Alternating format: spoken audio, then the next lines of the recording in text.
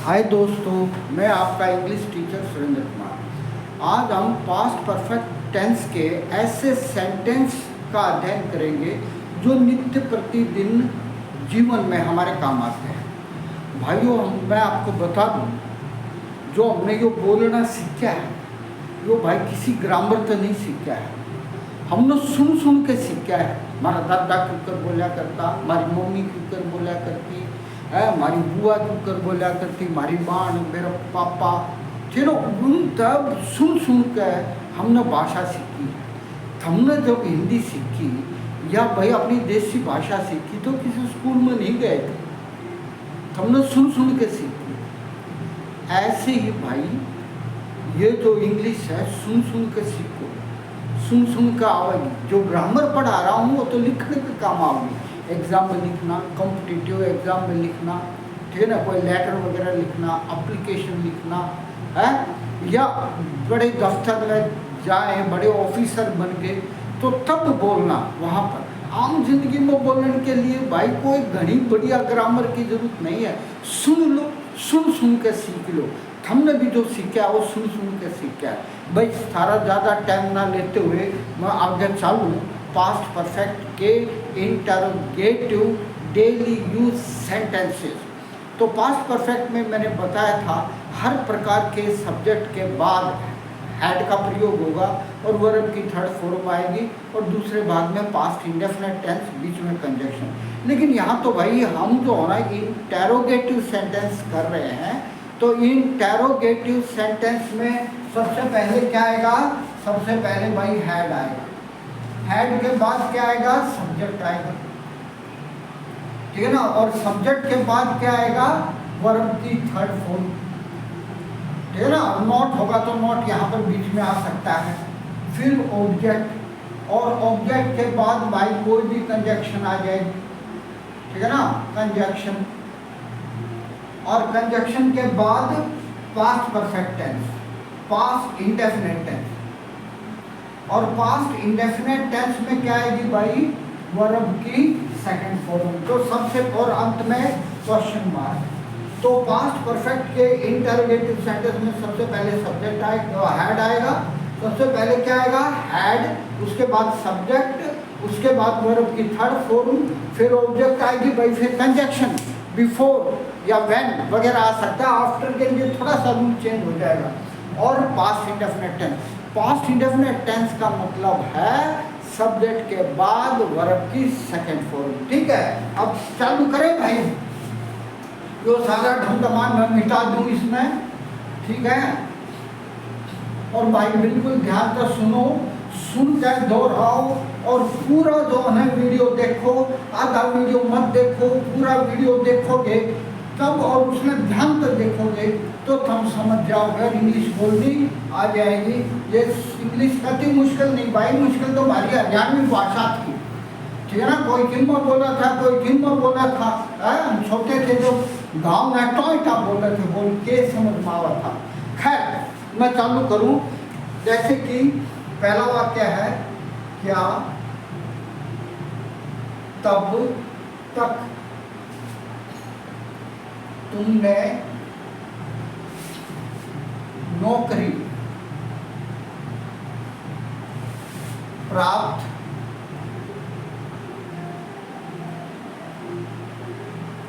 करनी थी, ठीक है ना। क्या क्या तब तक तुमने नौकरी प्राप्त करनी थी। तो भाई ये तो तब तक है, ये तो समय है।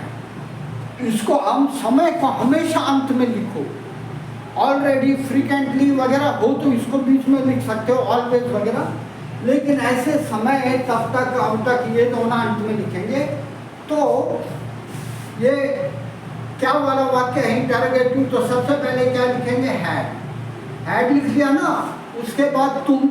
तुम के लिए क्या लिखे? सब्जेक्ट क्या है? तुम। सब्जेक्ट हो गया ना तुम। हैड यू क्या है? प्राप्त करना, ठीक है ना, प्राप्त करना। प्राप्त करने के लिए क्या होगा? गेट, गोट, गोटन। अब भाई गेट, गोट, गोट भी लिख सकते हो, गेट, गोट, गोटन भी लिख सकते हो, ठीक है ना। गेट, गोट, गोटन। तो गोट, गेट, गोट, गोटन और गेट गोट गोट में क्या फर्क है।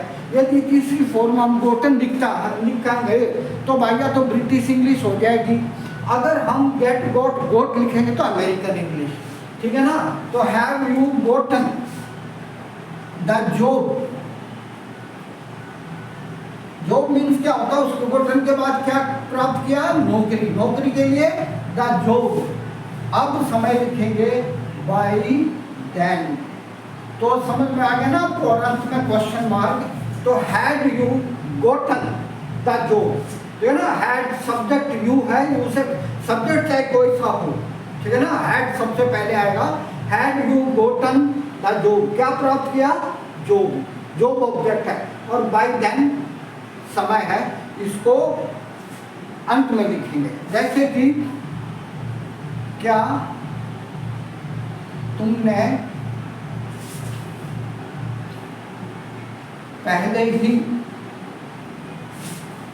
लड़की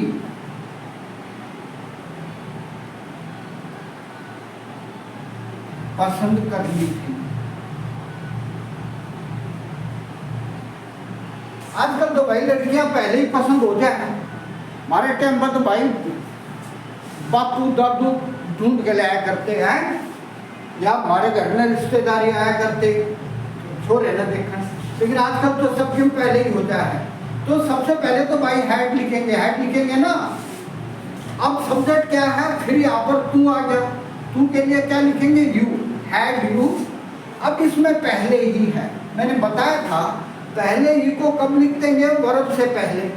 तो यू के बाद हमने वर्ब लिखनी है, तो और पहले के लिए क्या लिखेंगे, ऑलरेडी, ना, ऑलरेडी लिख लिया। अब ऑलरेडी के बाद वर्ब लिखेंगे। वर्ब कर क्या है, पसंद करना, पसंद को लाइक बोलेंगे, और लाइक की थर्ड फॉर्म क्या होगी भाई, लाइक द गर्ल, या आ गर्ल, द गर्ल, ठीक है ना।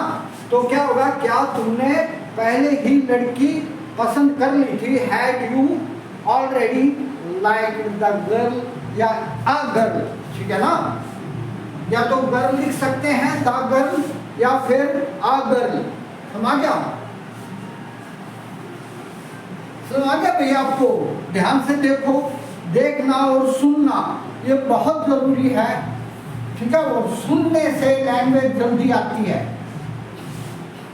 एक बात बताऊं तुमने, जब हम जवान थे या छोटे थे, या हमारे तो पहले हमारे माँ बाप छोटे थे, तब भाई लड़कियों को नहीं पढ़ाया जाता था।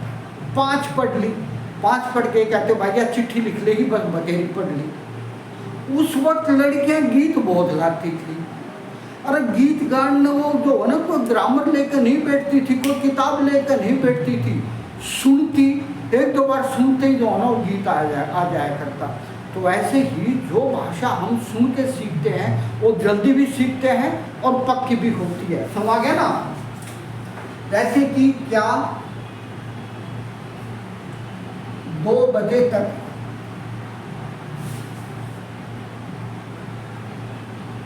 सारे बाराती पहुंच चुके थे।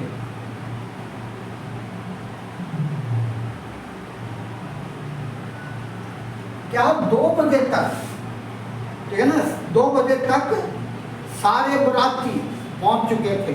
तो यहाँ पर कोई इंटरोगेटिव सेंटेंस है तो वे हैड तो पहले लिखेंगे। अब सब्जेक्ट क्या है इसमें, सारे बाराती सब्जेक्ट है। सारे बाराती के लिए क्या लिखेंगे, ऑल द वेडिंग गेस्ट्स।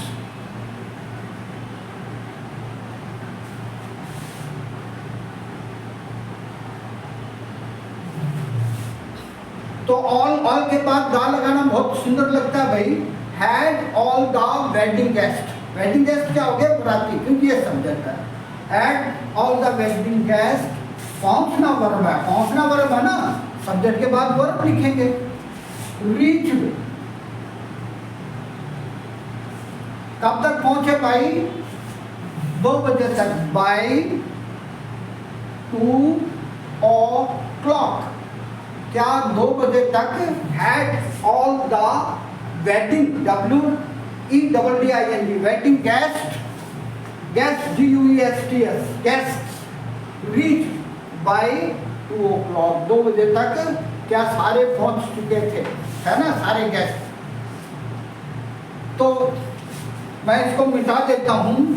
अगला सेंटेंस जो मेरे दिमाग में आ रहा है थोड़ा बड़ा है, ये समझ आ गया ना आपको? मेरे विचार से मैंने अच्छी तरह से समझा दिया था। और भाई सुना भी दिया था आपको, जैसे कि क्या फ्लाइंग स्क्वेड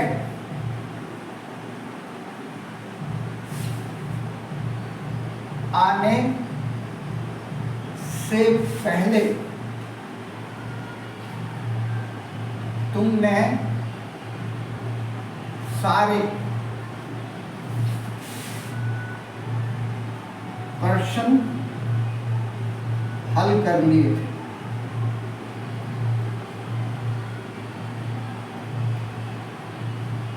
क्या फ्लाइंग स्क्वैड आने से पहले तुमने सारे प्रश्न हल कर लिए थे? भाई हमारे जमाने में फ्लाइंग स्क्वैड का बड़ा महत्व था। बाहर जो है बोरवेसी किसी ने खड़ा कर देते, भाई फ्लाइंग स्क्वैड आती है, बेरा कर दिए, या तो बेरा कर देता, सीटी मारता है, या किसी ने बजा देता, भाई फ्लाइंग स्क्वैड आ गई है।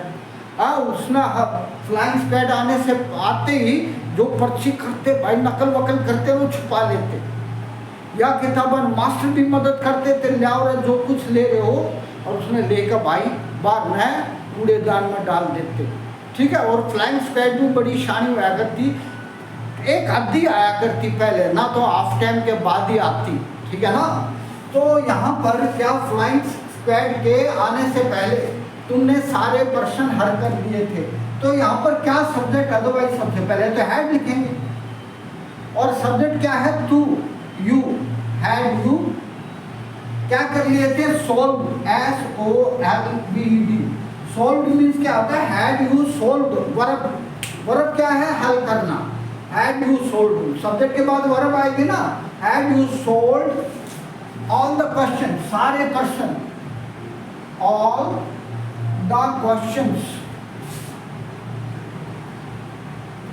ऑल द क्वेश्चंस, ठीक है ना, सारे questions, had you solved all the questions before the flying squad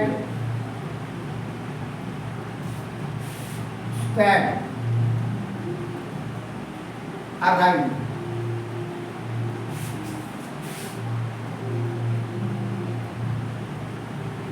अब भाई इसको कैसे समझोगे? इंटरोगेटिव सेंटेंस हो तो भाई हैड पहले आएगा, फिर जो होना सब्जेक्ट लगाएंगे, फिर वर्ब की थर्ड फॉर्म, फिर ऑब्जेक्ट है all the questions, had you solved all the questions, फिर कंजक्शन आएगी बिफोर।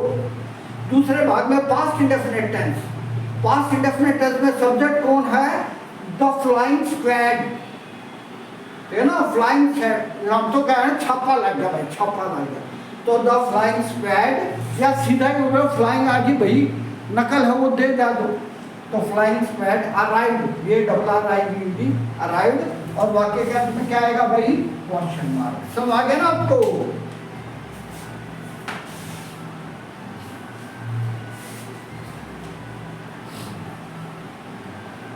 हमारे टाइम पर भाई बहुत सख्ताई हुआ करती और बड़े बड़े क्वेश्चन लिखने पड़ा करते। एक पेपर में SST के में 5 क्वेश्चन आया करते, 20-20 नंबर के, एक आधी छूट आया करती, ठीक है ना। तो जैसे कि क्या समय सीमा समाप्त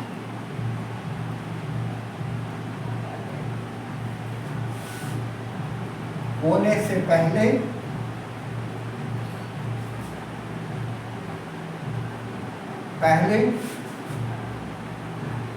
उन्होंने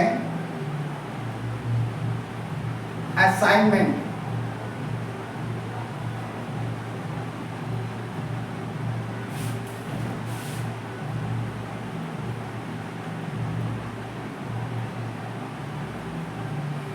क्या समय सीमा समाप्त होने से पहले उन्होंने असाइनमेंट दे दिया था या जमा करवा दिया था, ठीक है ना, जमा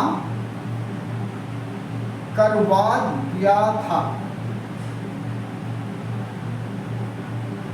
तो क्या समय सीमा समाप्त होने से पहले उन्होंने असाइनमेंट जमा करवा दिया था, ठीक है ना। तो यहाँ पर हेड तो पहले लिखेंगे आंख मीच के, हेड सब्जेक्ट क्या है, उन्होंने किया ना जमा, तो हेड में क्या करेंगे, जो काम पहले होने का आभास है उसको पहले लिखेंगे, हैड दे,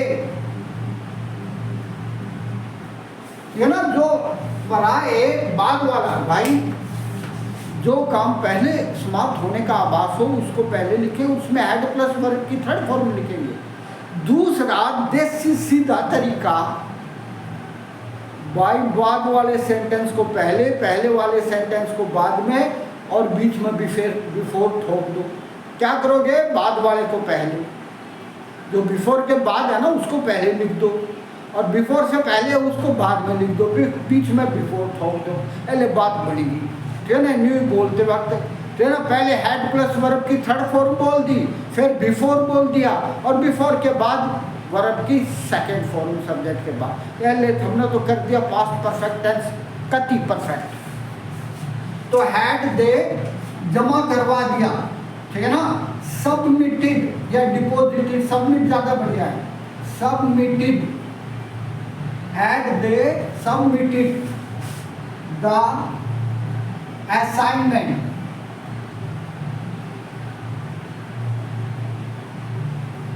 है ना, had they submitted the assignment before, समय सीमा से पहले, बिफोर द डेडलाइन,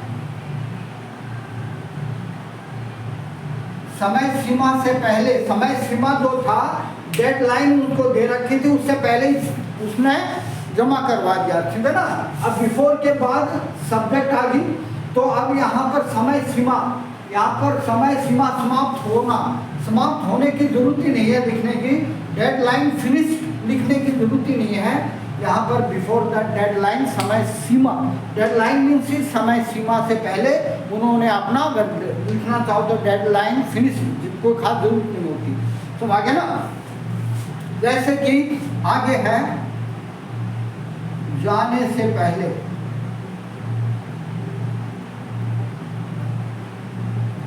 पहले तुमने दरवाजा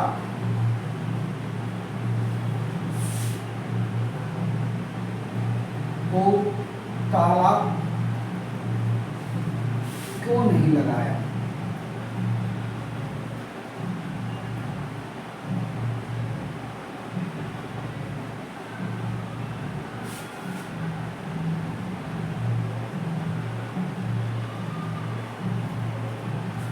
तो यहां पर वाक्य है जाने से पहले, ठीक है ना, तुमने दरवाजे को ताला क्यों नहीं लगाया। भाई हमने अगर जानते पहले ताला नहीं लगाते तो बंग तो मार के घर आए, ठीक है ना। आजकल तो भाई कोई बात ना लगाए तो है, हम लगा देंगे भाई, है, या जो नुकसान हो गया। तो कैसे लिखेंगे, क्या जाने से पहले तुमने दरवाजे को ताला क्यों नहीं लगाया। अब यहाँ पर क्यों आ गया भाई, क्यों के लिए क्या लिखते हैं, WH फैमिली का वाई लिखेंगे ना। और वाई WH फैमिली वर्ड्स की खास बात क्या है, इंटरोगेटिव सेंटेंस में, सेंटेंस में चाहे कहीं दे रखा हो लेकिन ये आओगे पहले भाई, है ना, ये बातें की तरह पहले पूछे जाएंगे। तो सबसे पहले इनको लगाओ भाई, वाई। अब यहां पर हैड, ठीक है ना, सब्जेक्ट है यू, वाई हैड यू, तो है ना, वाई हैड यू सब्जेक्ट हो ना, तुमने क्यों नहीं लगाया, हैड यू। अब यहां पर नॉट भी है भाई, नहीं, तो नॉट जो ना सब्जेक्ट के बाद आएगा, not locked, LOCKED, locked, LOCKED, locked the door, जाने से पहले, बिफोर यू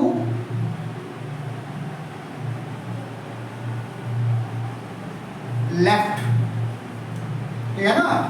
अब यहाँ पर कैसे हो गया भाई, ये WH फैमिली का है तो मामा है, पहले पूछा जाएगा, ठीक है ना। फिर सब्जेक्ट से पहले हैड आओगा भाई, फिर नॉट हो तो नॉट सब्जेक्ट के बाद लगाओगे, लॉक्ड LOCKED, ये ना छोटा तो नहीं लिख दिया मैंने, सब लिखा नहीं हो, LOCKED, locked the door, before, ये पहला भाग खत्म हो गया। फिर बिफोर लगाएंगे, बिफोर के बाद सब्जेक्ट, यही वाला सब्जेक्ट यहाँ पर आ रहा है, और उसके बाद लेफ्ट के बाद वर्ब की सेकेंड फॉर्म। समझ आ गया भाइयों, हैं?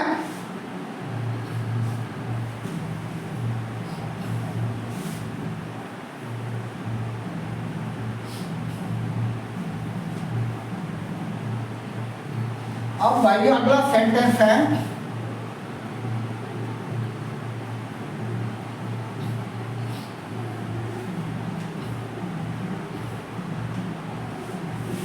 भाई अगला सेंटेंस लिखने से पहले मैं बता दूं, तुम मेरी बात कदे नहीं मानते और मैं भूल जाऊं, भाई मेरे चैनल ने लाइक कर दो और सब्सक्राइब कर दो और एक आधा ना शेयर भी कर दो भाई, ताकि दूसरे भी सीख लें, है। तो मैं अकेले अकेले सीखा थोड़ी काम चलेगा, दूसरे का भी शेयर कर दो भाई। और आपका देसी आदमी पर डांड लग रहा है, इसकी तो लैज करो तुम। जैसे कि मेरे आने से पहले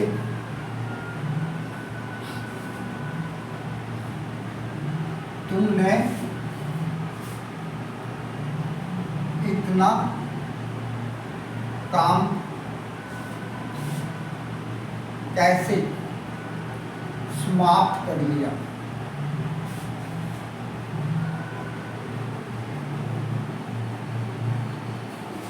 तो मेरे आने से पहले तुमने इतना काम कैसे समाप्त कर दिया, कैसे, फिर ये WH फैमिली का वर्ड आ गया, इसको क्या बोलेंगे, हाउ। और यो तो ब्या मम्मा मारे है, पहले लिखेंगे भाई इसको, ठीक है ना। तो हाउ, अब यहाँ पर फिर सब्जेक्ट तू आ गया है, पता नहीं तू क्यों इतना यूज हो रहा है। वाई हैड यू, सब्जेक्ट कोई भी हो, हैड पहले आएगा, ठीक है ना। तो how had you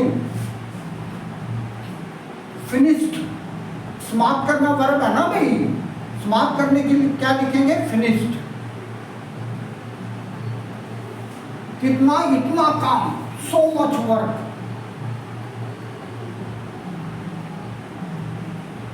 so much work. How had you finished so much work? मेरे आने से पहले, before I came. अब ये तो काम हो गया ना, पहला भाग हो गया। How had you finished, भाई कैसे खत्म कर दिया तूने, so much work. Work uncountable noun है तो मच आएगा, so much work. बिफोर, फिर कंजक्शन आएगी बिफोर, और उसके बाद वर्ब की सेकंड फॉर्म। तो बिफोर के बाद, से पहले वाले भाग के बाद वाला जो भाग है, पहले वाला जो पहले लिखते हैं ना, से पहले, उससे बाद वाला भाग, उसमें उसको पहले लिखो, और पहले लिखे हैड प्लस वर्ब की थर्ड फॉर्म लगाओ, ठीक है ना। जैसे कि एक्सीडेंट से पहले तुमने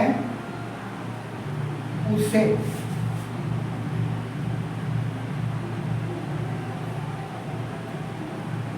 कहाँ देखा था,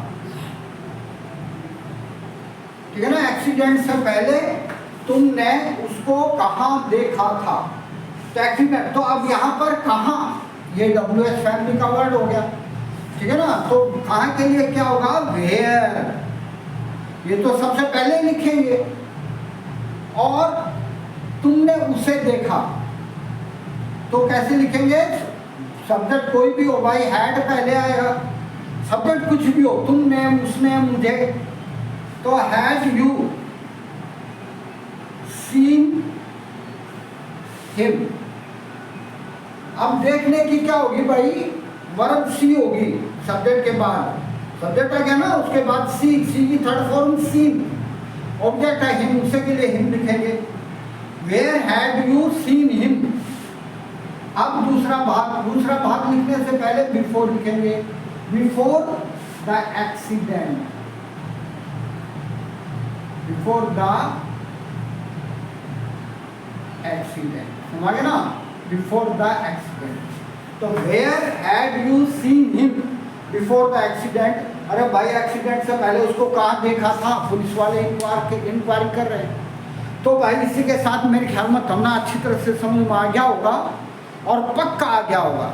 और इंग्लिश सीखने खातिर ये जरूरी नहीं है कि भाई तुम मेरी की तरह बुढ़े हो गए तो तुमने इंग्लिश की जरूरत नहीं है। अधेड़ हो किसे भी हो, अगर इंग्लिश सुन के सीखो और अपने पोत्या ने अपने बालका ने सिखाओ, बालका के साथ बात करो इंग्लिश में, छोटे छोटे शब्द। मेरे चैनल जो ना शुरू से देखोगे तो आपको इंग्लिश बहुत अच्छी आ जाएगी। अपने बच्चों के साथ बोलो।